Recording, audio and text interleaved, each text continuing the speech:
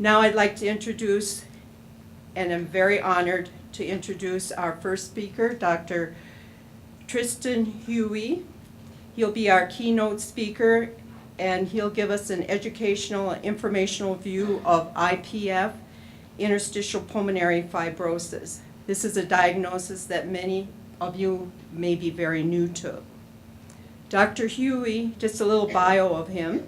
Dr. Huie is Director of Medical Education for the Department of Medicine at National Jewish Hospital, as well as the Assistant Program Director for Education for the Pulmonary and Critical Care Fellowship Program at the University of Colorado.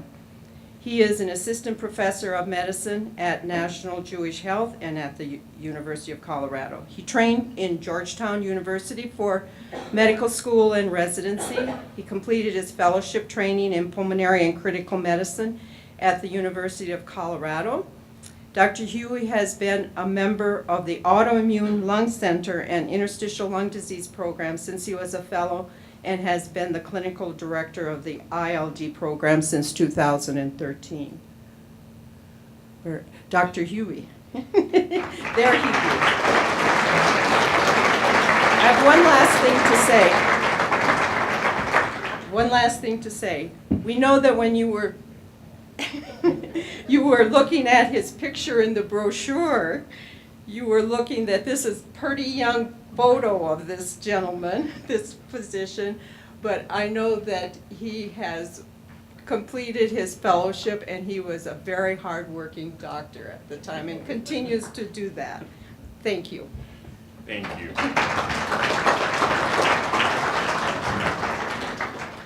So I appreciate the invitation to come and talk to you, and I especially appreciated it coming from Joan. So when I came to Denver in 2006 to do my fellowship, Joan was the very helpful and nurturing respiratory therapist guiding a brand new fellow through the university ICU. And so she was very helpful to me. What she asked me to talk about today was to talk about pulmonary fibrosis, and then to try to find ways that we can extend lessons that we know about pulmonary fibrosis to all patients who have chronic lung disease. So I'm going to spend the first part of my talk giving you some information about what interstitial lung disease is and what pulmonary fibrosis is. And historically, pulmonary fibrosis has been a very difficult disease to treat. We haven't had very effective therapies, and we certainly still don't have a cure. But during the many decades that we and others have spent trying to care for patients that have pulmonary fibrosis, we've learned a lot of lessons that can help people live better and live longer, and that's what I'm going to try to focus on today. And so what is interstitial lung disease? Interstitial lung disease is really a large category of sometimes hundreds, depending on how you want to count them, different diseases that present in a similar way. They affect a similar part of the lung, and they have variable amounts of inflammation, which is the body's immune system attacking the lungs, and scarring, or fibrosis. I think it's helpful to think about what part of the lungs we're talking about and what the anatomy looks like. So I think it's helpful to think about the lungs as a tree. And so if you take the trunk of the tree, that's your windpipe or your trachea, and then it splits to go and branch to both lungs. And with each branch, it gets narrower and narrower. And as you go down further, you end up getting to the smaller branches, which are the bronchi, and then the smallest twigs, which we call bronchioles. And beyond that is where the alveoli are. And the alveoli are the sections of the lung where the action happens and where gas gets into our circulation or out of the circulation. And this is the part of the lung that we're talking about. And so this is a different drawing here, but it shows what the interstitium is, which is the part that holds the lung together. So it's the part that runs with the blood vessels and with the airways. It's also the walls of the alveoli, and it's the things that hold the alveoli together. And so this is what it looks like under a microscope. And so on the right hand, or on the left-hand side there, is a low-power view of alveoli. And on the right is a high-power view that shows you how delicate and thin those are. So those are just a couple of microns in depth. And what that allows is for red blood cells to work their way through there. And it's a very short distance for oxygen to get across from those alveoli and to be picked up by the red blood cells. And the same thing happens for the CO2 going out. The other part that you can appreciate about this is how delicate the lung is. So the lung really is like a sponge, and under normal circumstances, it takes very little effort for us to breathe. And the lung is nice and compliant and moves quite easily. So I'm going to contrast that with somebody that's got pulmonary fibrosis. And what you'll notice here is that the walls are now much thicker, so that oxygen has to go a further distance to get into those red blood cells. The other part to that is that it doesn't have that thin, delicate nature anymore.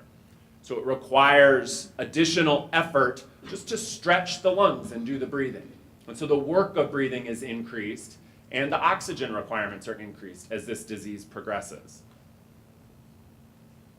This is what a healthy lung looks like, nice and pink and sponge-like. And this is what an unhealthy pulmonary fibrosis lung looks like. And so it's shrunk and stiff and doesn't work very well. So let's talk a little bit about the terminology, because this is very confusing. So that largest category there is interstitial lung disease. A subset of the interstitial lung disease is characterized primarily by scarring, and that's what we mean by pulmonary fibrosis. A subcategory there, this IIP, are a family of different interstitial lung diseases where we don't know the cause. And the most common of those is this disease called idiopathic pulmonary fibrosis. Now, how do we diagnose interstitial lung disease? There's really two components to it. So the first is to figure out what is the context that this disease happened in. There's a number of different identifiable causes for pulmonary fibrosis, and they're listed here as sort of large categories. The possibilities are that you have a systemic disease like rheumatoid arthritis, or that you've been exposed to something that you breathed in that your lungs are developing a reaction to over time. It can occasionally be related to medicines. It can run in families. Or if we can't find a cause, it falls into this category that we call idiopathic, which means we don't know what the cause is. And so the first part of the diagnosis should be a real detailed history and evaluation to see what is the context where this disease is coming from. The next part is to look at the pattern of involvement. So the lung can only be injured in a small number of ways or different patterns. And we assess those patterns by using CAT scans and sometimes by using lung biopsies, where we can look at the architecture of the lung under a microscope. So on the left here is a CAT scan of a healthy lung. And you can see that it's largely dark because it's filled with air, and it's got branching blood vessels and breathing tubes. And on the right is a CAT scan from someone who's got advanced pulmonary fibrosis. And you'll see that there are many lines that are extra compared to the healthy lung. And that's where scarring is being laid down in these various compartments of the lung. And if we're doing our job properly, we can often recognize the pattern just by the CAT scan. But in other situations, we do need to get a lung biopsy. In general, we know that pulmonary fibrosis is less common than COPD, but not uncommon. If it were a cancer, it would be the number 8 cancer by incidence. And so it affects roughly 50 or 60 patients per million. And if we think about idiopathic pulmonary fibrosis, it's probably somewhere between 40 and maybe 100,000 patients in the US who have this disease. And if we think about the broader category of interstitial lung disease, it may be 2 or 3 times that number. We also know that this is a disease of aging, and so it becomes more common as patients age, but it can affect patients of every age. We also have a difficult time knowing when this disease starts and what happens. And so what I'm showing here is a graph that could show lung function or could show survival on that vertical axis. And we know that there's a period before patients come to their doctor's attention with symptoms, where the disease is smoldering along. And we don't have a very good way of capturing that right now. But we think that for many patients, it lasts for years or more. And then once you make it to your doctor, we have a little better sense. We used to think that everybody progressed with pulmonary fibrosis over a relatively short period of 2 or 3 years, but now we know that there's a lot more heterogeneity than that. And so some patients can live for years and have relatively stable disease. A minority of patients can have very aggressive disease that will progress over the course of 6 or 12 months. And then there are people who are in between. And any of those patients can get a pneumonia-like illness called an acute exacerbation, where they'll lose function that they often don't recover.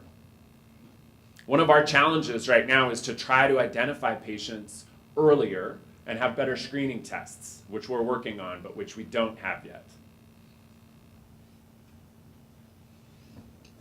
So how does pulmonary fibrosis affect patients? And so many of you know this, or it's intuitive. So clearly the first part is that it shortens lives, and to a variable extent depending on which disease we're talking about. But it also clearly affects quality of life. And that quality of life is from symptoms of shortness of breath, or cough, or fatigue.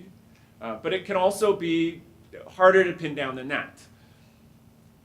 Especially with this disease, where many doctors are unfamiliar with it, there's a sense of hopelessness or confusion when your doctor tells you that you've got some disease and we don't know what caused it and we don't know what to do for it. In addition, there's all the hassles of oxygen that many of you are familiar with. And we'll talk about each of these. And we'll also talk about ways that you can make these things better, which I think do extend to all patients with chronic lung disease. So again, the quality of life can be affected by shortness of breath, or cough, or fatigue. But it's more complicated than this. And so one of the things that I try to explain to my patients is this work that one of my colleagues, Jeff Swigris, did at National Jewish. And this is a complicated scheme, but what it shows is the interconnectedness of these different problems.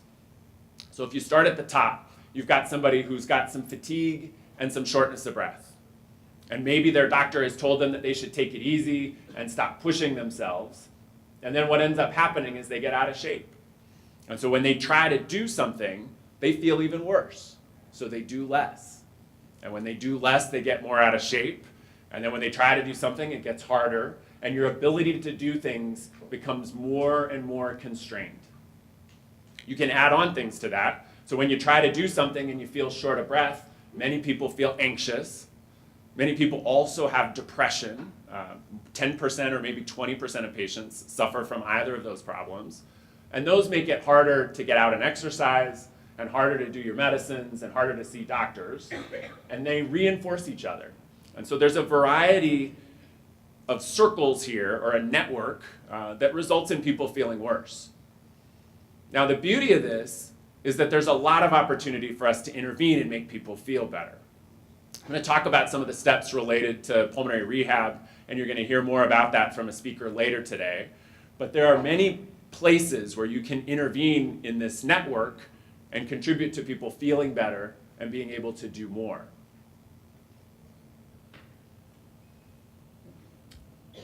So we talked a little bit about the way that this affects your mind as well. And so many people have probably heard from their doctor that you've got pulmonary fibrosis and there's nothing we can do for you.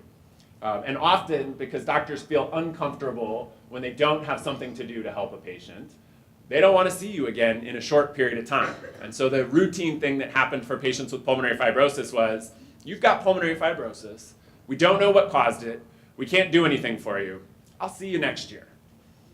That is not a helpful interaction to have with the healthcare system. This leads to people feeling frustrated. It has been hard for people to find education related to pulmonary fibrosis, and it's also hard to walk around with oxygen. I think it's important to recognize that if we're doing things properly, we can address each of these effects on patients' lives, both with pulmonary fibrosis and with chronic lung disease. I think it's useful to sort of step back, and this is the thing I like to talk with my patients about. If you have an illness, the goal of treatment is to get you feeling healthier And there's really two parts to that. One is to focus on what we can do to make the disease better, and the other part is to focus on symptoms. I think everything ends up being a balance of trying to think about what are the potential benefits of a treatment or a course of action, and how is that going to affect you, both for good and for bad. So I'm going to talk a little bit about disease-specific therapy first for interstitial lung disease. So the way that we think about this in a very simplistic way is that there's some kind of injury that happens with all of these diseases. That generally leads to inflammation for many of them, and then that inflammation goes on to a healing process that results in scar. And when that happens, we use anti-inflammatory treatment often to try to interrupt that inflammation. And so the treatments might include prednisone or other drugs that will suppress the immune system. This gets more complicated because the main disease that we talk about with interstitial lung disease is this thing called idiopathic pulmonary fibrosis. And it doesn't behave this way. So for 4+ decades, we tried to treat that disease with immune suppressing medicines, and it didn't help. And now we have a better understanding that for that particular disease, there's an injury, and then that injury affects the mechanisms of the lung that are trying to heal the lung, but it just results in inappropriate healing that puts down more and more scar and never gets rid of it. And so for those patients, there have now been 2 therapies that were approved just 3 years ago that are called anti-fibrotic drugs. And so one is called pirfenidone, and the other is called nintedanib. Again, it's very important that we have the right diagnosis because we think that the treatment for the different forms of interstitial lung disease is different. And so in May of 2014, 2 of these studies were published that showed that we now do have therapies that can at least slow down the course of idiopathic pulmonary fibrosis. And I'll show you 2 simple slides to get a sense of that. What we're looking at here is the data for the first drug, this nintedanib drug. And what you see on the horizontal axis is time. And so this is the time over the course of a year. And what they're graphing is how much lung function patients lose over the course of that year. And so in blue are the patients that got the medicine, and in gray below that are the patients who received a placebo. And what you'll see is that the patients with placebo lost about 250 milliliters of lung function. So it's about a can of Coke worth of volume that they lost each year. And these were patients that had early disease. And when they took this medicine, they lost about half as much. And so this medicine is not a cure, and this medicine doesn't help everybody, but it clearly has an effect for slowing things down. And the same thing is true for the other drug, pirfenidone. When you look at how much lung function was lost over the course of a year, the placebo group lost about 400 cc's of lung function, and the pirfenidone group lost about half as much. The problem is that neither of these drugs result in improved function, neither of them uniformly stop the progression of this disease, and neither of them make people feel better. And so we're not at a stopping point here, and we encourage patients both at National Jewish and at the university to enter into drug trials to help us continue making progress. Turns out there's many benefits, and from our years of lack of success, one of the things that we noticed were even when patients were in a placebo arm of a study, they did better than our patients who weren't in studies. And much of that has to do with how carefully people are paying attention to you, which I think if we're doing it right, should be happening in the doctor's office anyway, where you're frequently seeing your doctor and everybody has an awareness of where you are in your disease process and can help you address symptoms as they develop. There are many things on the horizon, so we continue to do drug trials. These are middle phase drug trials to try to treat pulmonary fibrosis. A couple of these are patients in this room have participated in these trials for us, and they're promising. But this is going to be work that's going to continue well into the future until we get better therapies. So now I want to spend some time talking about what we call the ILD bundle. And so the ILD bundle are all the things that we do for patients who have pulmonary fibrosis beyond what we're trying to do for their lungs. And we know that these things fall into these following categories of supportive treatment and symptom management, and then focusing on other diseases that patients have that are contributing to their shortness of breath and contributing to their underlying illness. So why does it matter? So we love this study, and I'll explain it because it's an unusual presentation. But what it is it looked at patients who were referred to an ILD Center of Excellence in New York City, and they looked at patients and divided them into groups based on how long it took from the time their symptoms started to when they finally made it to an ILD Center of Excellence. And so this is called a Kaplan-Meier curve, and what it shows is on the horizontal axis, it shows time. And so those are years on the bottom, a course of 5 years. And what it shows on the horizontal axis is survival. And so at the beginning, in the upper left-hand corner, everyone who enters the study is alive, but over time people die. And the different curves here show those different groups based on how long it took. And so that black line are the patients who had an onset of symptoms and made it to the ILD Center of Excellence in less than a year. And you can see that with that line being on the top, those are the patients who lived the longest. And it follows nicely that if it took you 2 to 3 years, or if it took you more than 4 years, the longer it took, the worse patients did.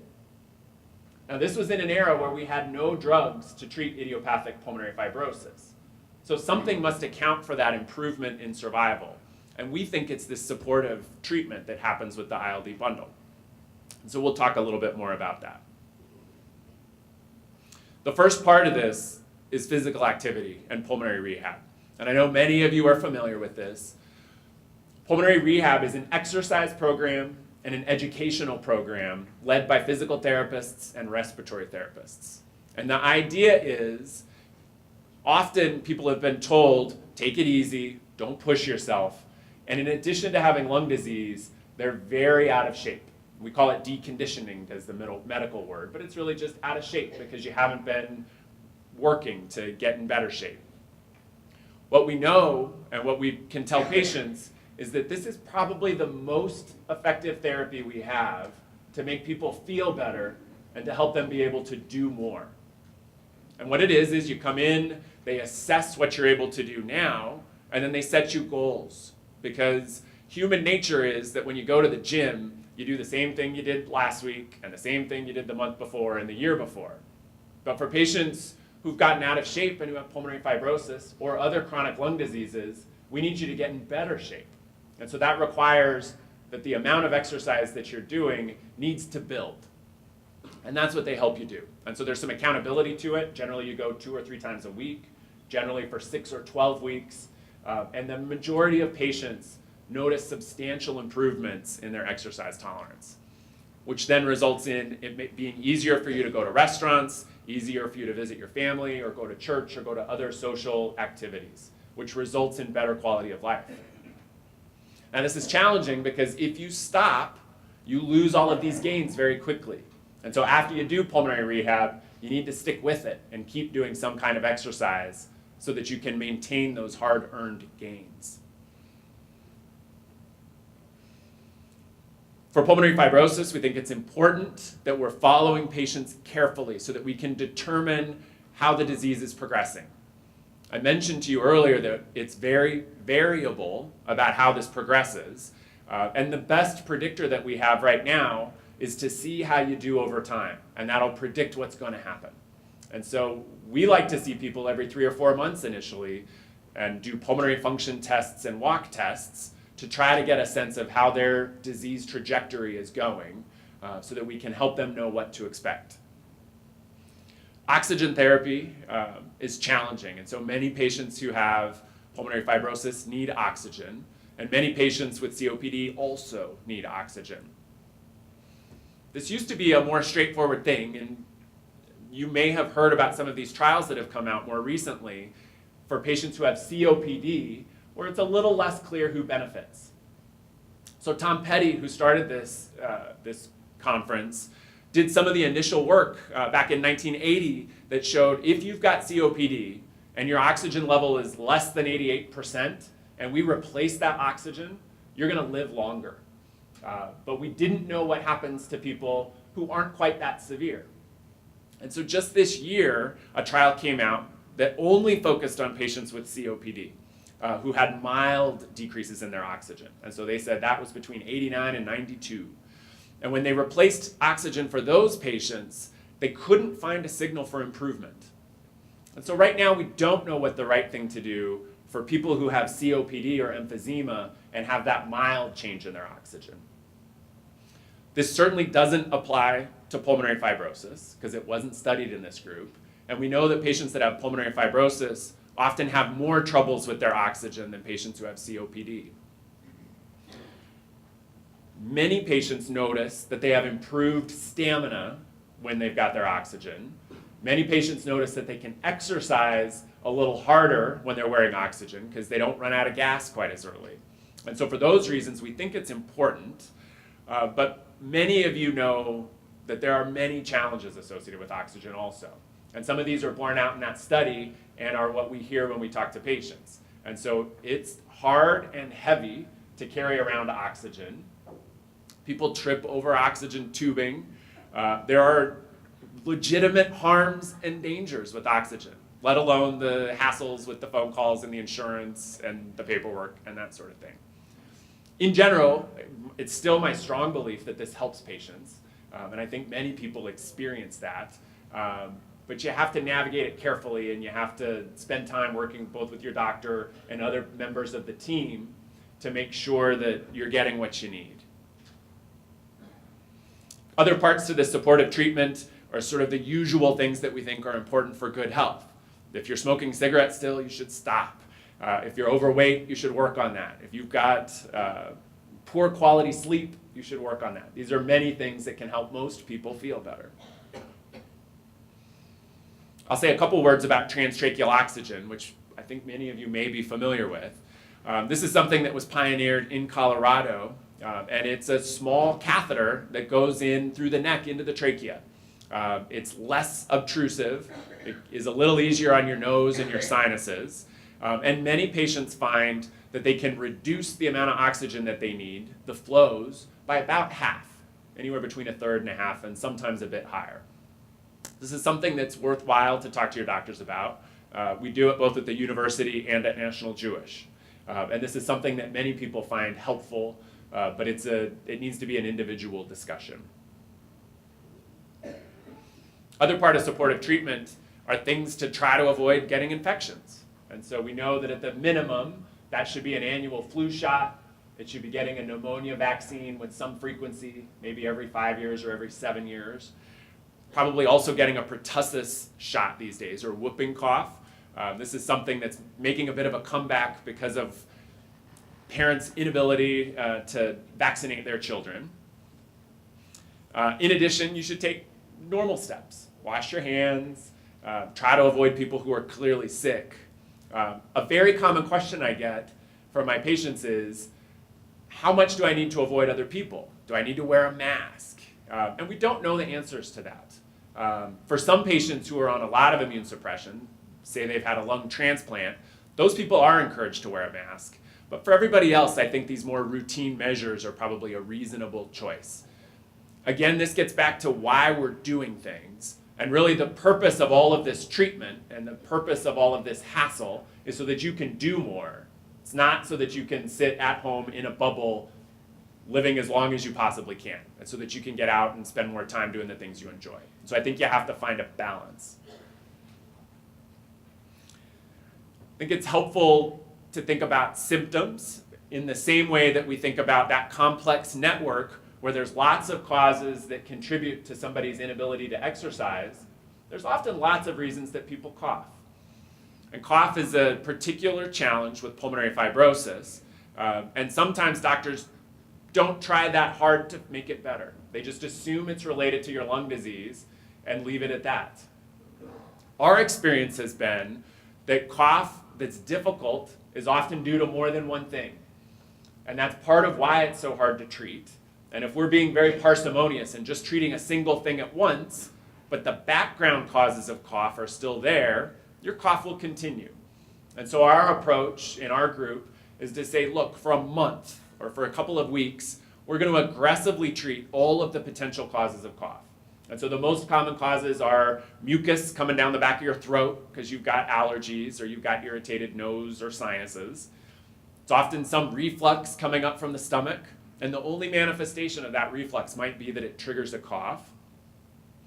Some folks also have airways disease, like asthma or COPD, in addition to their pulmonary fibrosis.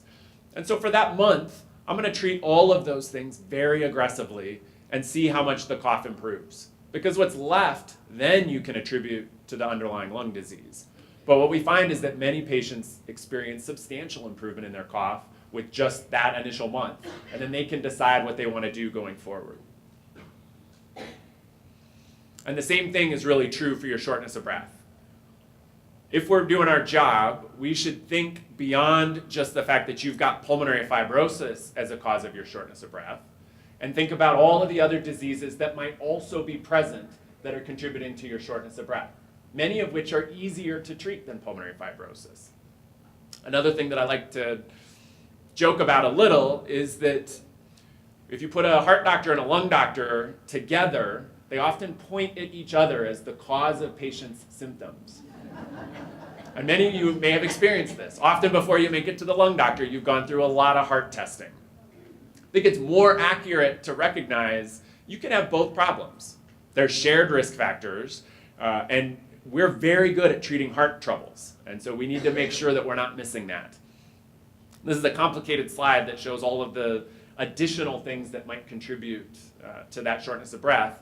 But again, I think the right way to view this is to view it as these are all opportunities to intervene and help people feel better. I'm going to move through this part a little quicker. We know that there are things that are associated with pulmonary fibrosis. And the same is true that these are associated with emphysema as well. These are other illnesses that often travel together with the lung disease and can exacerbate your symptoms and can exacerbate your lung disease. And so some examples are reflux, sleep apnea, pulmonary hypertension, which is that stress on the right side of the heart that's responsible for pumping the blood through the lungs. COPD and pulmonary fibrosis go together, sometimes a third of the time, perhaps. Again, we talked about heart disease and mood problems. I'll spend just a little bit of time talking about reflux because it may be particularly important for pulmonary fibrosis. Our understanding of the mechanism for pulmonary fibrosis is that there's some kind of low-grade chronic injury to the lungs, and the lungs try to respond to that, but their response doesn't work, and their response then results in scarring. And we think that for many people, microscopic aspiration is part of this problem, where you get small amounts of either acid or other stomach contents that make their way into your lung, probably at night for most of us because we're sleeping in a flat bed and it's easier for that action to happen. And that may be contributing to pulmonary fibrosis getting worse. And there's mixed data here. So this is another one of those Kaplan-Meier curves, but what it shows is survival again, and patients who were receiving treatment with an antacid did better than patients who weren't. And patients who had a surgery to treat reflux seemed to do better than patients who didn't have that surgery.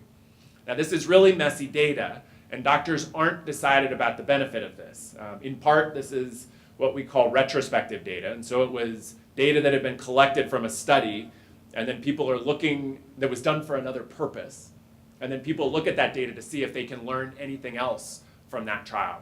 And so we don't know this conclusively, but it's an easy thing to look for and a relatively easy thing to treat. And so we're pretty aggressive about doing that at both of the ILD centers in town. It's important to notice also that it's not just the stomach acid that it's a problem. It's all of the enzymes and potentially food and other things. And so part of the treatment for reflux is to take an antacid, but that doesn't prevent reflux from happening. It just makes the reflux less harmful if it makes its way into your lungs. And so steps that you could take to try to minimize that reflux from happening, which are behavioral things like not eating right at bedtime, trying to prop up your bed a little bit so that gravity will help keep stomach contents where they belong.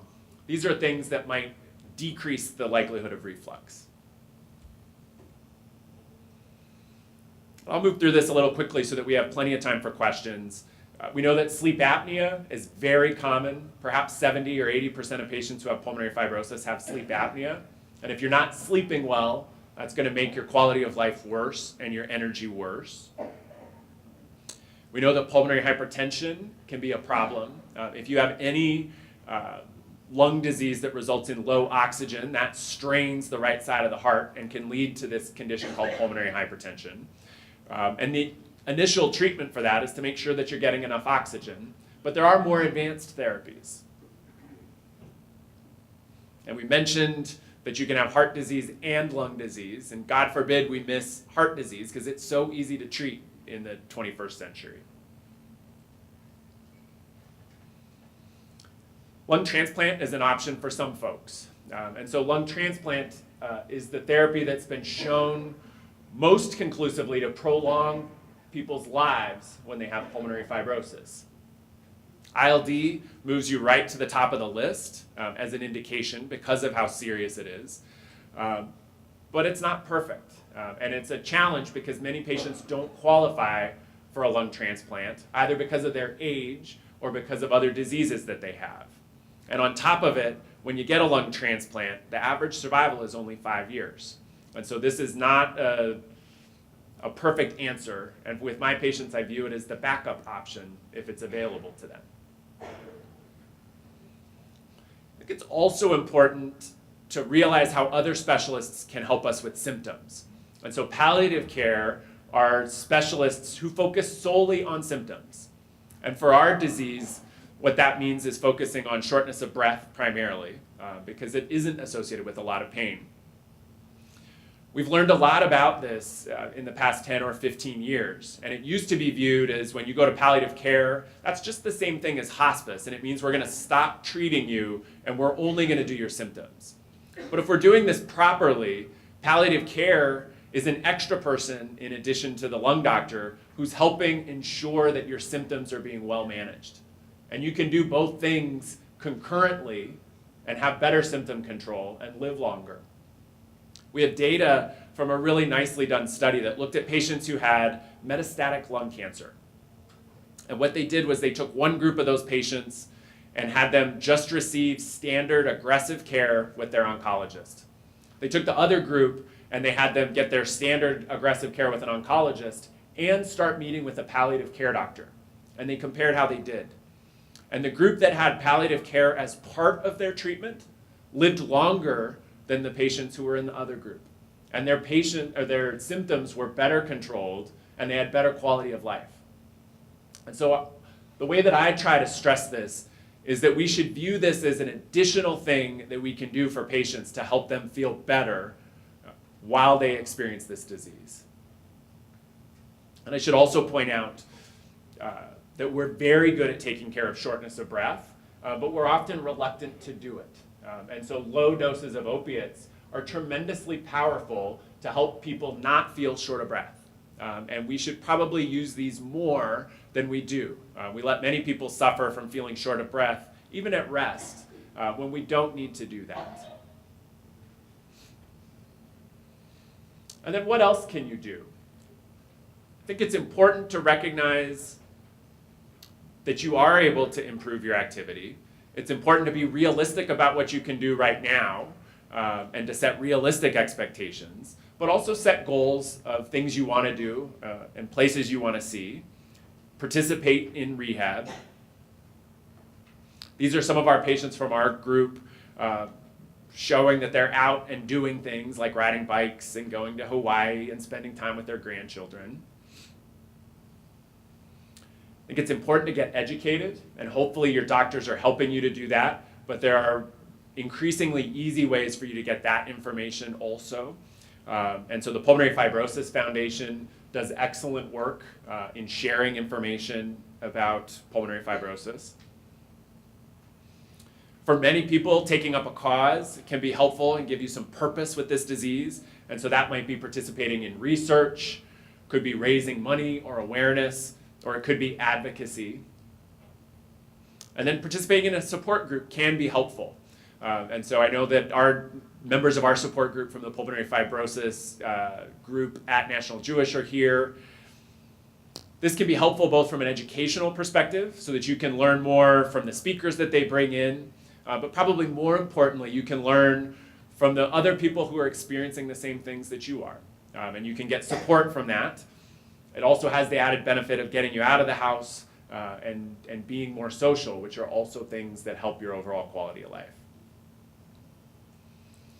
And so in summary, the thing that I want to stress to you is that for pulmonary fibrosis, in addition to the drugs that we have to try to slow this, we have many ways and opportunities to intervene to help people feel better and to help them both have better symptom control, be able to do more, and ultimately to live longer. And we need to focus on those opportunities. And then using the bundle is one of the ways to do that. And so I'll spend the rest of the time taking questions. Thank you for the opportunity to speak today.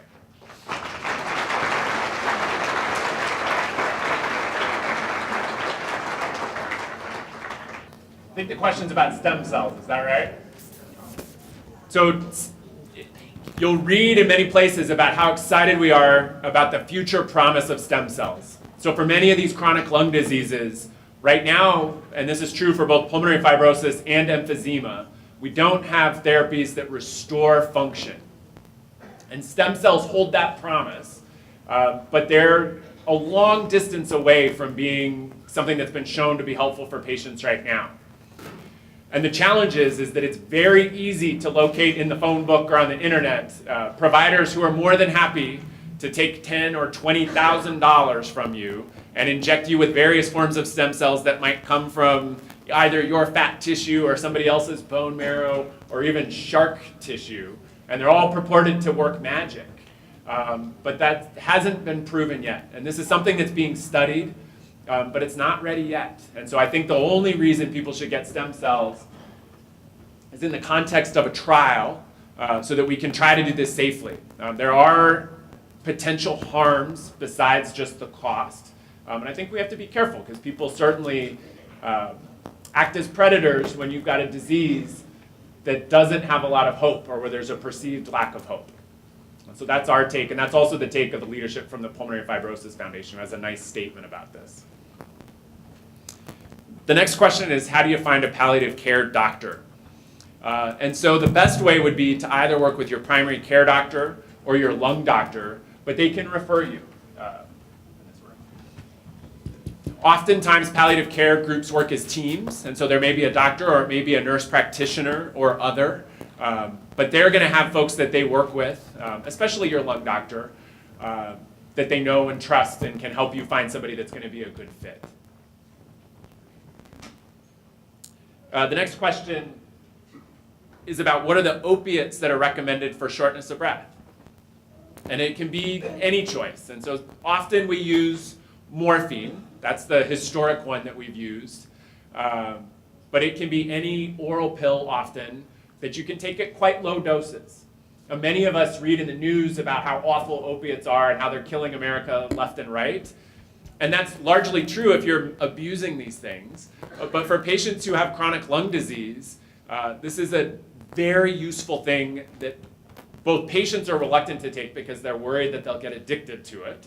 And doctors are, for some reason, reluctant to prescribe because they feel like it's too aggressive. But I think if we're doing our jobs properly, we can help you that when you get to the point that you're short of breath at rest, that's an indication for low-dose opiates. And it might just be a milligram of morphine every couple of hours, but you adjust it to find the right level. And at low doses, it will relieve that shortness of breath, but you'll remain clear-headed and you won't have troubles either feeling sleepy or confused, which are other things that people have concerns about.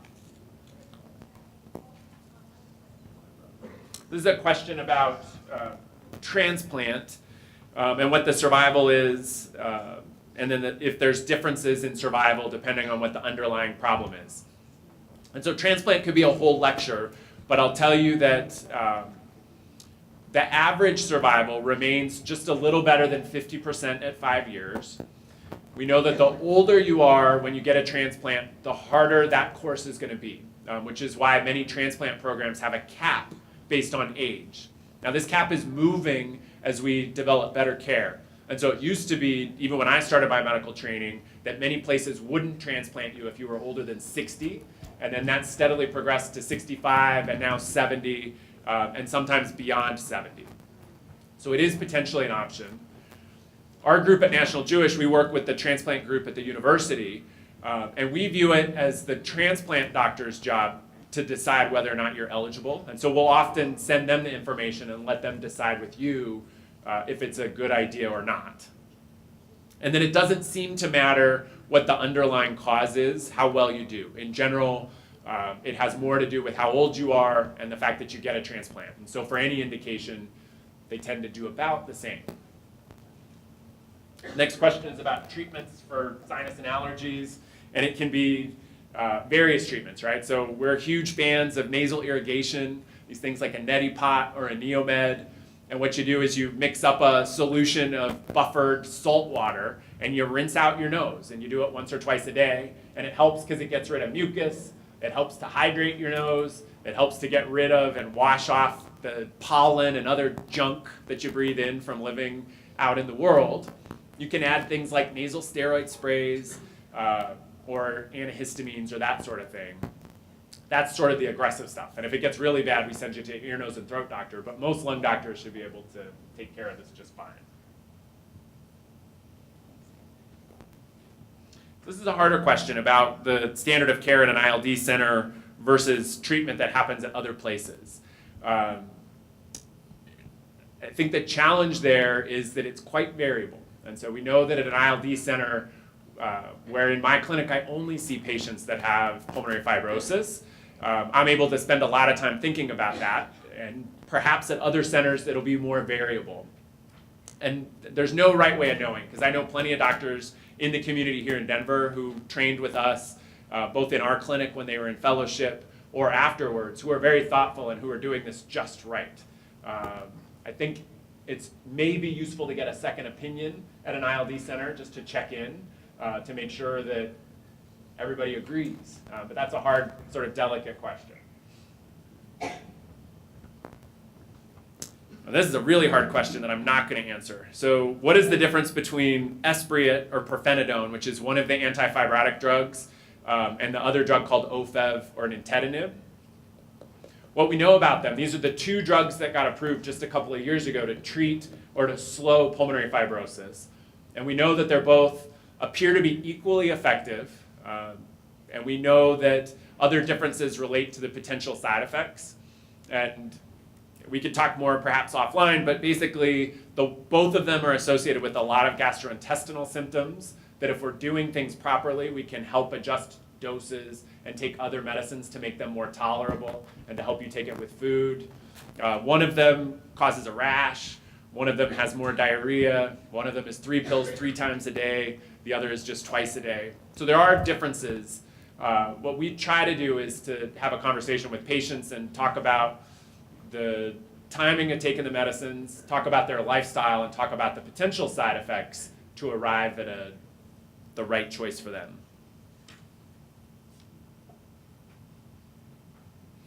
The next question is about what do you do with your pulse ox and when is it okay? What do you do specifically if your pulse oximetry is at 88% and you have no symptoms? And this again is this thing that we don't know the answer to. And so we know that if you're consistently less than 88%, that ends up stressing the heart, and we know that giving oxygen to those patients who would then need it essentially 24 hours a day, that we can help them live longer. People, especially former engineers, tend to want to get an oximeter and measure that thing continuously. They write it in books, and you have to be a little careful because we do encourage our patients to get oximeters. I think it's empowering to you to be able to adjust your oxygen to fit what your needs are, but you have to be a little careful because some people go overboard. If you drop to the 80s momentarily because you're taking the trash out or you're moving the laundry basket, that's not going to kill you.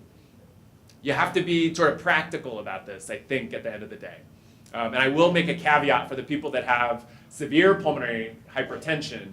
Those folks, when their oxygen drops, that's a much more serious thing, and their doctors, I'm sure, have told them about that. But we have to be extra careful for that group. But if your oxygen drops a little when you're exercising, you should experiment, I think, with turning it up, and you should feel empowered to do that, because you may find that you feel better. But a little bit of time low is not going to hurt you.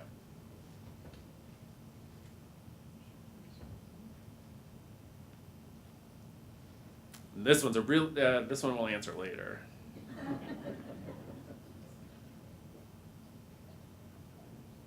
And the question is about support groups. And so, yes, anyone can participate in support groups at National Jewish. We have one for pulmonary fibrosis. There's another for COPD. There's one for lung cancer. There's one for sleep apnea. And you can find information on our website. And Carol Baer in the back leads our pulmonary fibrosis support group. And I don't know, the other part of this question is if there's a support group at CU. I know there's a support group at Lutheran.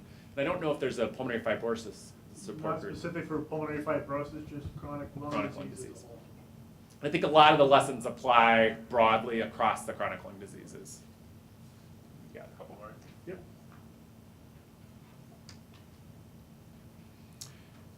And so this is a hard question about GERD or reflux. What are the symptoms and the medications? And then what do you do if you don't have symptoms, but you've been told that you have reflux? And this is an evolving area, and I showed a little bit of information about this. Right now, we're concerned that reflux might make lung disease worse, but we don't know that conclusively. And so ideally, we should be working with patients to try to have a conversation about what the right thing for them is. We know that when we look at consecutive patients with pulmonary fibrosis, and we do the most aggressive test, which is to put this tube in place that goes through your nose and sits in your esophagus for 24 hours, we find that 9 out of 10 patients, or 8 out of 10, depending on the study, have some evidence of reflux. And we know that the treatment, which can be antacids and some of those behavioral things that I talked about, is relatively easy and should probably be considered. The challenge is that when we did that aggressive test, less than half of patients had the usual symptoms of heartburn or the bad taste in the mouth or that sort of thing. And so they're having reflux, but they're not having typical symptoms associated with it. And so this is still an evolving area, but it's worth thinking about. One more? Yeah. 2 more? Okay.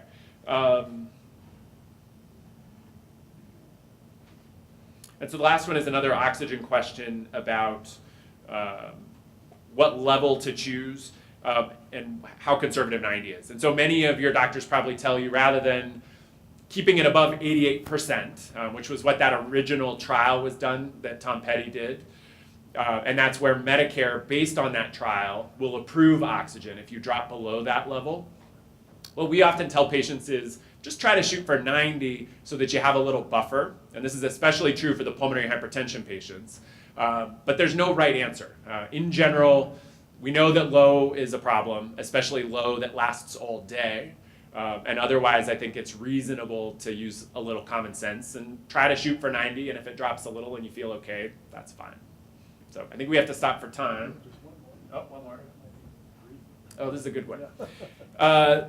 So is it recommended to move to lower altitude?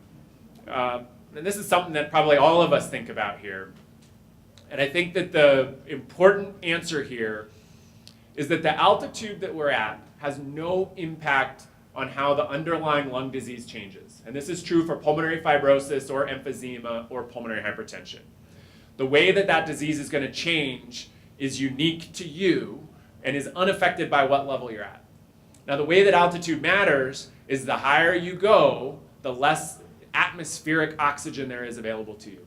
And so when you guys go to the mountains, you need more oxygen. And when you travel from Denver to sea level, you need less oxygen. And so there's 2 ways of looking at that, and it depends on how you feel about using your supplemental oxygen. And so if you're willing to use supplemental oxygen and correct your oxygen level, you can live at whatever altitude you'd like. And the flip of that is, If your oxygen is driving you crazy and you want to live at sea level, you can do that and know that you'll require less oxygen, at least temporarily.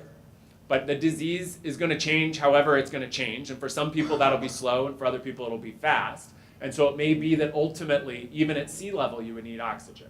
So it needs to be a little bit of an individualized discussion. I think many people use it as an opportunity to move to grandkids that are at sea level. That seems like a reasonable choice. But you also don't need to uproot. So thank you very much for the opportunity. There's a few other questions that I'd be happy to address.